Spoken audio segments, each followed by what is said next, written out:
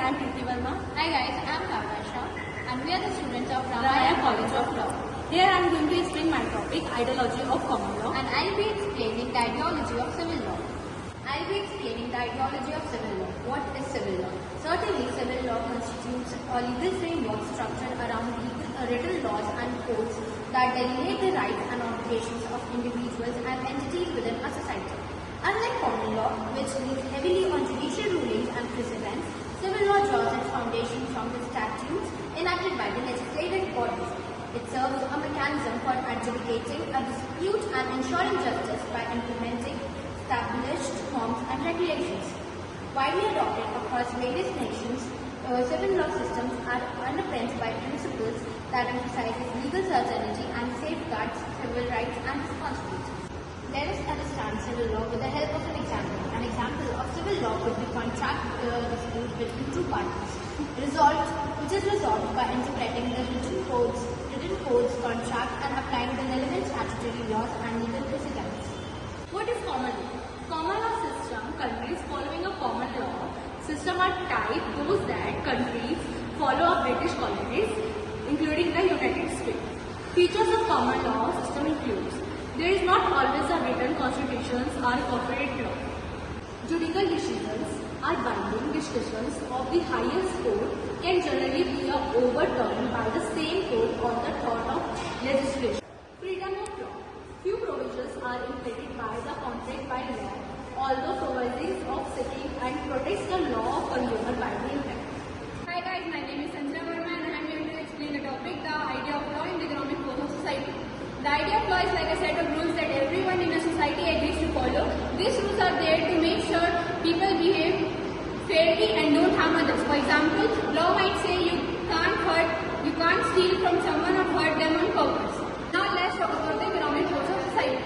This is all about money and how it shapes the way people interact with each other. In a society, people buy and sell things, work for money, and business trade goods and services. Economic force include things like supply and demand, competition, and the distribution of wealth. When we put these two ideas together, it means that the laws and the economy work together to keep society running smoothly. Law makes sure people play fair in business and protect people's rights. The economy decides how goods and services are produced and distributed, affecting everyone's lives.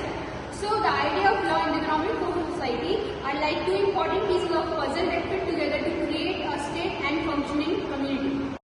Hello everyone, my name is Shreya Singh and today I will be dealing with ideology and law. Ideology and law intersect in intricate ways, shaping our understanding of legal systems and the impact on society. Let's delve into this fascinating relationship. The role of ideology in law. Ideology refers to a set of beliefs, values, and ideas that guide individuals and societies. When it comes to law, ideology plays a multifaceted role. Justification. Ideology can serve as justificatory function for legal norms. It provides a framework for understanding why certain laws exist and how they align with a particular political outlook. Conflict. Ideology often arises from conflict between opposing political perspectives. Legal system may reflect these ideological clashes. Distinctive function. Rejecting the view that ideology is conceptually redundant, we recognize its unique role in shaping legal norms. Internal legal ideology. Beyond external political ideology, there exists an internal legal ideology among lawyers, rooted in legal values like rule of law. Positive perspective. Legal ideology can be discerned even with a positive theoretical perspective, as seen in normative statements by legal scholars like Raz. Challenges and ambitions. Now we must look what are the challenges and ambitions of ideology and law. We will be referring Kennedy versus Balkin. Kennedy advocates for ideological struggle as a replacement for conventional legal understanding. Balkin takes a more ambitious approach, attempting to explain law through ideology. However, this path encounters linguistic contortion and limitation.